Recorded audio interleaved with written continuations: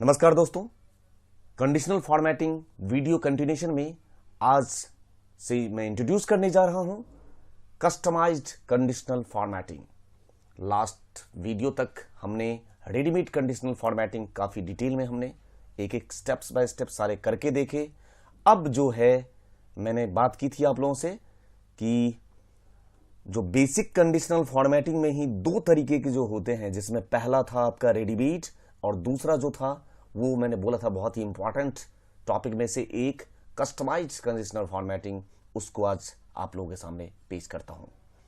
यहां देखिए, customized conditional formatting में गॉड रूल्स को फॉलो करेंगे। गॉड रूल्स का मतलब जी स्टैंड्स फॉर जेनरेटर, मतलब न्यू रूल्स को हम बोलते हैं जेनरेटर। यहां new rules means generator, O operator that means manage rules, और D destroyer that means clear rule. इन्हीं तीनों पे हम सारे के सारे कस्टम कंडीशनल फॉर्मेटिंग अप्लाई करेंगे। दैट मीन्स जब जनरेटर की बात आएगी, न्यू रूल्स की बात आएगी, तो क्रिएट करने की बात आएगी, जनरेट करने की बात आएगी, कुछ मैं अपना फंक्शन लिखूंगा। जब ऑपरेटर की बात आएगी तो उसी फंक्शन जो भी आपने रूल्स सेट किए थे उसको दोबारा एडिट करना चाहूं, दोबारा देखना चाहूं, दोबारा डिलीट करना चाहूं, जो भी रूल्स मैंने उस वर्कबुक या वर्कशीट में आपने सेट किए हैं, तो ये आप रूल्स मैनेजर में जाओगे, यहां से मैनेज रूल्स। तीसरा, जब रूल्स अप्लाई कर देंगे, गलती होगी, ठीक करना है, कुछ भी करना है, तो डिस्ट्रॉय करिए पिछला रूल्स और उसके बाद नया रूल्स आप अप्लाई कीजिए। तो तीसरा हो गया destroyer.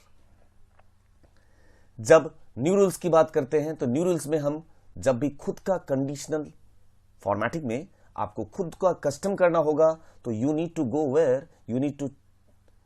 Go into use a formula to determine which cells to format. मतलब आप यहां पे जाएं और न्यू रूल्स पे जाएंगे ना, तो आपको फंक्शन खुद से जो लिखना है कस्टम, वो यहां से लिखेंगे। Use a formula to determine which cells to format, मतलब format values where this formula is true, जो मैं यहां पे फॉर्मूला लिखने जा रहा हूं। तो सबसे पहले बिल्कुल बेसिक अप्रोच ट्राई करते हैं। जैसे ये एक छोटा सा एग्जांपल देखिए, क्या कह रहा है इसमें, हाईलाइट वन कॉलम वैल्यू। तो हम क्या करना चाहेंगे, एक कॉलम की वैल्यू को ये कह रहे हैं कि हाईलाइट कर दिया जाए, तो हम जिसको हाईलाइट करना चाहते हैं उसको सिलेक्ट कर लिया। इस कॉलम की वैल्यू को हाईलाइट करना चाहते हैं कब, जब मैं यहां मोबाइल लिखूं और इसमें जहां जहां इन्हें मोबाइल मिले उनके सामने वो हाईलाइट कर दें कलर। फिर मैं चेंज करूं, यहां कैमरा लिखूं तो जहां जहां इसको कैमरा मिले उसमें हाईलाइट कर दे। तो अब आप बताइए हमें हाईलाइट किसको करना है, इसको, तो सेलेक्ट किसको रखा जाए करके इसे।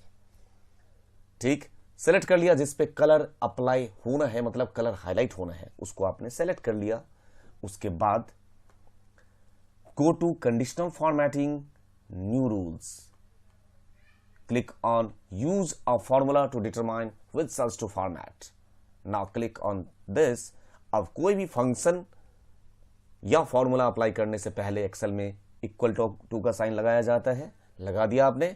अब आप इसे बताएं कि यदि इस सेल की वैल्यू बराबर हो जाए किस सेल के, इस सेल के, तो कलर कर दो कोई भी अच्छा सा, ये कलर कर दो, ओके कर दो। और यहां पे मैं ओके कर दूं बिल्कुल नहीं। अब जरा फ्लैशबैक में चलते हैं।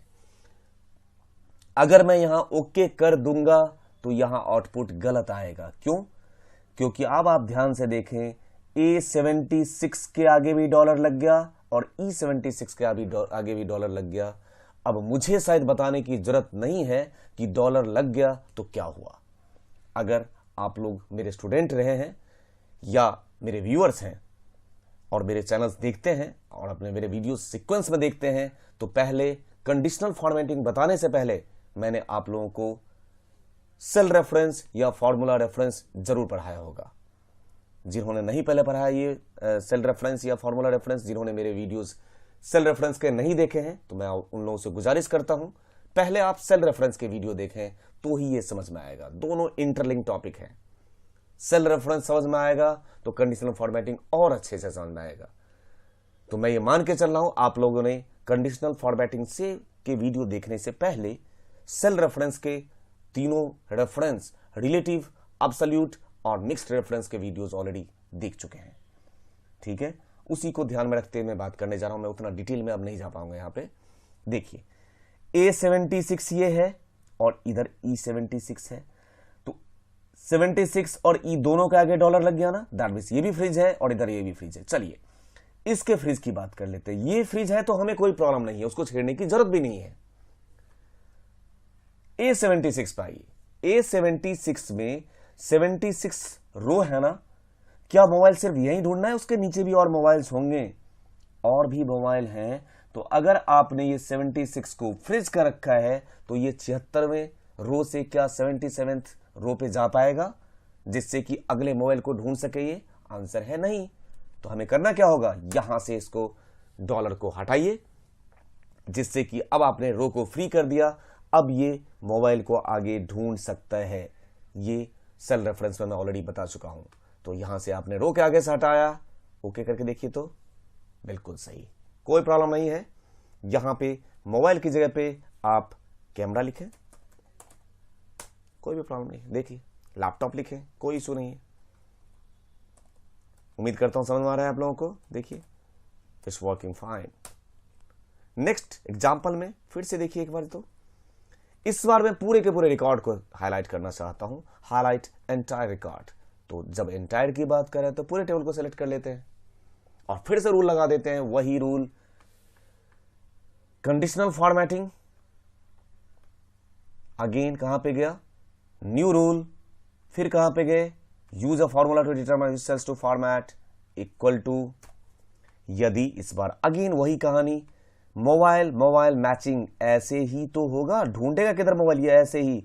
आप रो को पूरा सेलेक्ट देख के ये घबराए नहीं कि यहां पर दोनों में से हटाना पड़ेगा, कॉलम और रो दोनों के आगे से हटाना पड़ेगा, ऐसा कुछ भी नहीं है। सिर्फ रो के आगे से ये डॉलर हट जाएगा। जैसे इस सेल की वैल्यू बराबर हो जाए इस सेल के, तो कलर कर दो, लेकिन कलर करने के साथ कहां से डॉलर हटाओ, अगेन 88 के आगे से हटाओ, जिससे कि 88th रो फिर से 89, 90 ऐसे जाना है ना ढूंढने के लिए मोबाइल अगला, ऐसे फिर से आप रो के आगे से हटाइए। कॉलम को छेड़ने की जरूरत नहीं है क्योंकि हम ए से बी पे नहीं जा रहे, सिर्फ कलर ही तो लगाना है। मतलब मैं समझाने की कोशिश बार बार कर रहा हूं आप लोगों को कि कंडीशनल फॉर्मेटिंग में हाईलाइट जो एरिया आपको करना है उसका कंडीशन से कोई लेना देना नहीं होता है।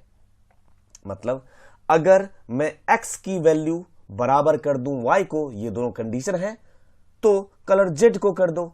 तो सेलेक्ट करके किसको रखूंगा, z को, बात खत्म। इतनी बात समझ में आ रही है? ओके करके देखिए तो ये देखिए फर्स्ट क्लास। नेक्स्ट एक और एग्जांपल से इस वीडियो को खत्म करते हैं, फिर मिलते हैं नेक्स्ट वीडियो में कुछ और नए एग्जांपल्स के साथ। यहां देखिए ये बहुत बढ़िया, इस बार क्या कह रहा है, highlight column and row at the same time. अब देखिए यहां पे मैं चाहता हूं कि जब मैं यहां मोबाइल लिखूं तो ये ऐसे ये वाला एरिया हाईलाइट हो जाए। तो अब आप जब मैं मोबाइल लिखूं तो जितना एरिया हाईलाइट हो हम सिर्फ उसी को सिलेक्ट करेंगे। मैं इस बार इसको सिलेक्ट नहीं करने जा रहा हूं, मैं वही बता रहा था लास्ट अभी थोड़ी देर पहले कि कंडीशन का हाईलाइट एरिया से कोई लेना देना नहीं होता है। तो मैं जितने दूर में मुझे कलर लगाना है उसको सिलेक्ट कर लिया गया। अब go to conditional formatting, new rules, use a formula to determine which cells to format, और यहां पर लगाएंगे इक्वल टू। यदि देखिए ये सेलेक्ट नहीं है जबकि मैं यही कंडीशन लगाऊंगा, यदि इस मोबाइल की वैल्यू बराबर हो जाए इस मोबाइल के तो कलर कर दो। किसको? तो कलर कर दो इस बार इतने दूर के एरिया को। देखो कंडीशन से कोई लेना देना है, आपने सेलेक्ट इसको कर रखा है।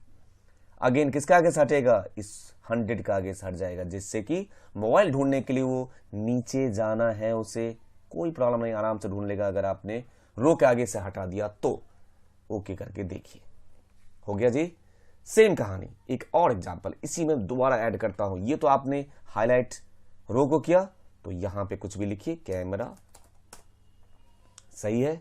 अब देखिए फिर से मोबाइल लिख दिया। अब मैं चाहता हूं कि अगर मैं यहां कनाडा लिखूं तो ये ऐसे हाईलाइट हो जाए। अगर मैं यहाँ इंडिया लिखूं तो ये ऐसे हाईलाइट हो जाए, और ऑस्ट्रेलिया लिखूं तो ऐसे हाईलाइट हो जाए। तो करके देखते हैं। मैं अगेन इतने दूर के डेटा को ही सिलेक्ट करता हूं, डेटा को सिलेक्ट किया, कंडीशनल फॉर्मेटिंग, न्यू रूल्स, फिर से यहीं क्लिक और यहां पर लगाइए तो इक्वल टू, यदि ये देखिए इंडिया ये रहा, यदि इस इंडिया की वैल्यू बराबर हो जाए इस वाले कनाडा के तो कलर कर दो। तो भाई इंडिया इंडिया तो मैच नहीं हो रहा ना, जहां पे मैच होगा उसको पिक करेगा। देख लीजिए जरा, ओके किया। अब आप लोग बताइए, देखिए H100 ये है, इसको छेड़ने की जरूरत ही नहीं है। बात आती है B99, किसके आगे से हटा दूं, 99 या B? बताएं सर, किसके आगे से हटाऊं? हाँ जी, सिर्फ मेरी ही कथा सुनते रहते हो आप लोग, अपने इनपुट्स भी देना होता है मालिक।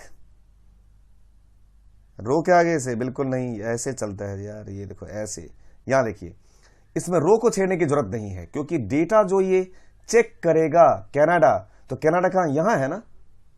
तो ये कैसे ढूंढेगा, लेफ्ट टू राइट ढूंढेगा, टॉप टू बॉटम ढूंढेगा? अरे सीधा सीधा लेफ्ट टू राइट ढूंढना है, कॉलम के आगे से हटा दो ना। कॉलम को अगर बांध रखे होगे तो बेचारा क्या ये बी से सी डी पे जा पाएगा? आंसर है नहीं। तो हमें तो लेफ्ट टू राइट जाना है ना, कॉलम में मूव करना है हमें। तो हमने किसके आगे सटा दिया, कॉलम के आगे सटा दिया आपने, डॉलर, और ओके करके देखते हैं। लग गया जी। यहां कनाडा की जगह पे अब आप पास करें इंडिया। कोई दिक्कत? मैं उम्मीद करता हूं समझ में आया होगा। कोई भी इशू, कोई भी डॉट आप आराम से फीडबैक में पोस्ट करिए। कोई भी इशू आती है मैं डेफिनेटली हेल्प करूंगा। ठीक है, क्लास में आके बैठिए, क्लास देखिए। ठीक है, और उम्मीद करता हूं कि वीडियो के जरिए भी आप लोग काफ़ी हद तक सारे चीज़ रिकैप करेंगे, रिकॉल करेंगे। कोई भी इशू आती है, फ़ोन है, ईमेल है, व्हाट्सएप है, फेसबुक है, कैसे भी कांटेक्ट करिए और लाइफ में आगे बढ़िए। Thank you very much sir.